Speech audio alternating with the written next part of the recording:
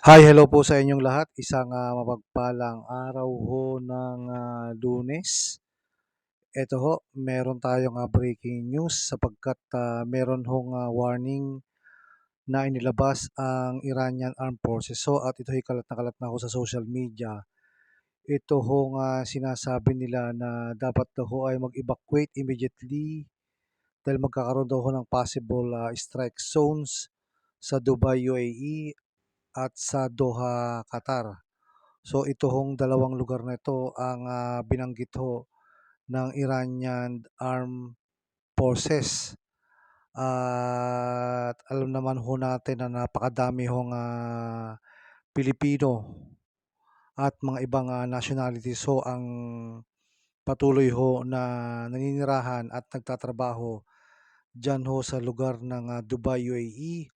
Ganoon na rin ho sa Doha, Qatar. At sa mga Pilipino ho na nag-i-stay ho diyan ay napakadami ho. Ang pagkakaalam ho natin ay nasa 975,000 ho ang mga Pilipino na kung saan ho ay nag-i-stay o patuloy ho na nagtatrabaho diyan sa lugar ho ng Dubai. At gano'n din ho sa Doha, marami din hong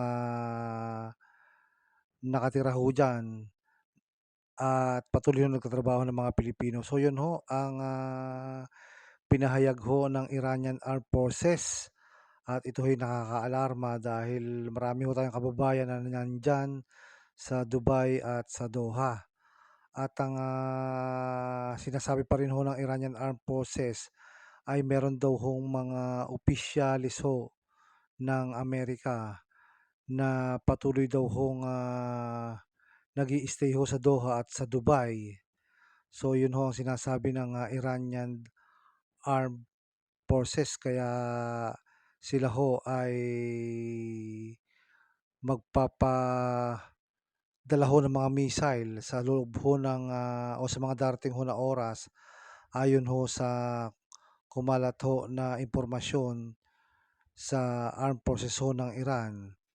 So napakatindi ho nito kung ito ho'y talagang mangyayari at marami ho tayong mga kababayan ang siguradong maaapektuhan. Kaya ayon ho sa kanila ay pinapalikas na ho talaga ang mga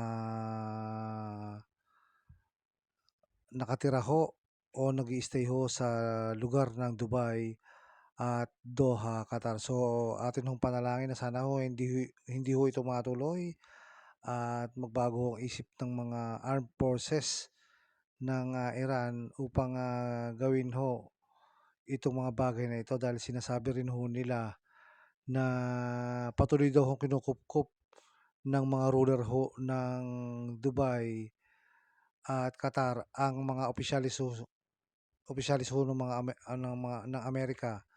Kaya sila ho ay magi-strike o magpapadala ng mga bomba ho o missile sa mga susunod ho na mga oras. So yan ho, mag-ingat ho tayo mga kababayan ko na nandiyan ho sa lugar ng Dubai at Doha.